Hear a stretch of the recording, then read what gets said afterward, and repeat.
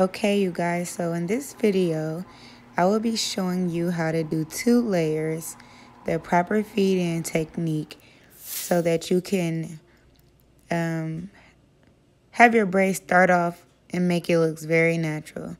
So right here, I'm going to show you how to do a very crisp part.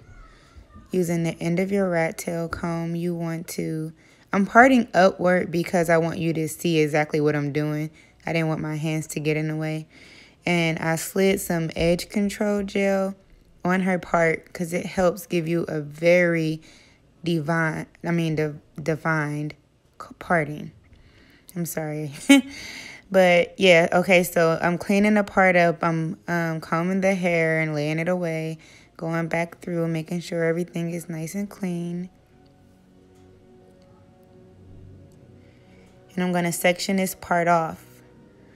And I'm going to clip it down with a double prong duckbill clip. And that hair is just going to stay out the way. And you want to comb the hair out so you don't have any tangles. And then I'm going to grab a very fine, very small, microscopic piece of hair, because you want the beginning of the braid to look very natural. And on her hair, this is very thin, but I use thinner pieces than this normally. But because her hair is thin at the top and she has very fine hair, I want to kind of have a little thicker piece so it can look a little bit fuller in the beginning. And I braid down in 2s. So you're going to see me in this video do 1-2 methods. A lot of people I've watched do 4s. So you will see me do 1-2, which you just saw I did with my hands. Well, I'm doing 4 right there. Then I'm going to grab another piece of hair. And then I'm going to come over the braid to lock in 1/2 of that additional piece of braiding hair. And I braid down 1-2. Bring that over. And then I'm going to braid down again 1-2. Well, I added another piece of hair. And then I'm going to braid down 1-2.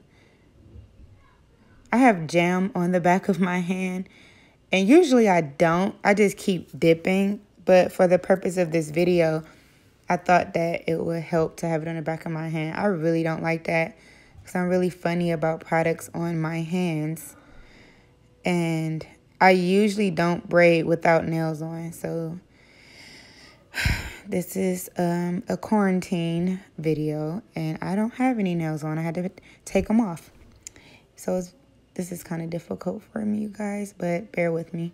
So again, I'm going over the top with the additional piece of hair. Here I go.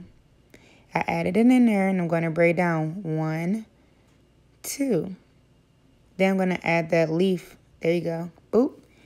And braid. I'm going to add another to thicken it. And I'm going to braid down 1, 2. When I get complete with this braid, you're going to see exactly why I braid into 2s and not 4s. Because with 4s, I feel like the braid is so thin. And then when you get down to the very end of the braid, you're going to try to add so much hair to thicken the tails of the braid. You want the tails of your braid to lay full so that people won't be able to see their peekaboo braids at the bottom because they're not fed in. This is how I braid my 2 layers pretty fast. I can get them done within like 5 hours because some braiders, and I love it, they do feed-ins on top and bottom. I don't have that kind of time, so yeah. And as you can see, I'm still doing my 1-2 method all the way through. Sometimes, depending on the client's hair, you might have to braid down 4 because their hair might be thicker.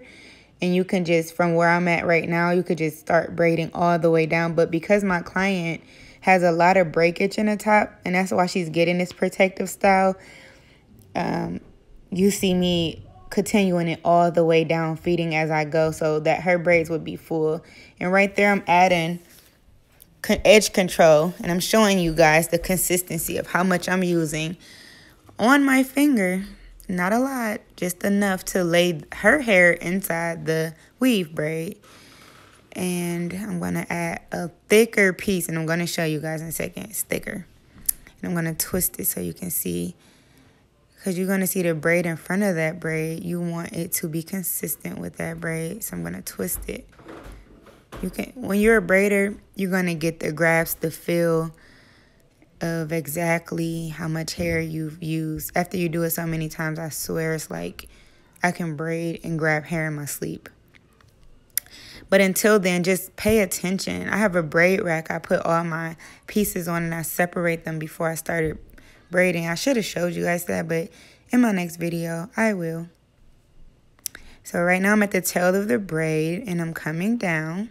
I hope my hand's funny. I know I'm going to get a lot of comments about it. I try to do it the best way I can to show you guys. But the edge control lays the hair out so well. And if the client has very thick hair, and a lot of people are natural these days, you want to take the weave, which I'm going to have to show you guys in another video, and wrap it and tuck their natural hair inside the weave. It's called tucking. You can look it up on YouTube if you want. I'm braiding, braiding, braiding, braiding, braiding. And the hair is getting tangled. That's why you see me jerking her head. I had to apologize to her so many times.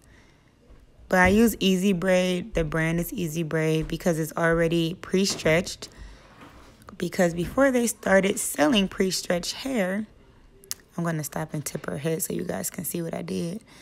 And you see that the braids going farther back are getting closer to each other. And the front is where most of her breakage is.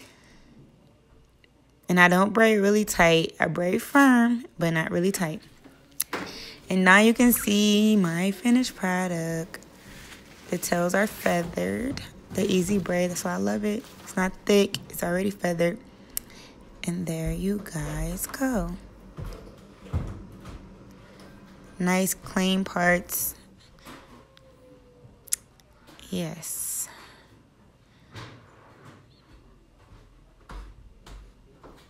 Thank you for watching. Please subscribe and to my YouTube video, and this will go on Instagram. Follow me at @AmoreHair_. Thank you.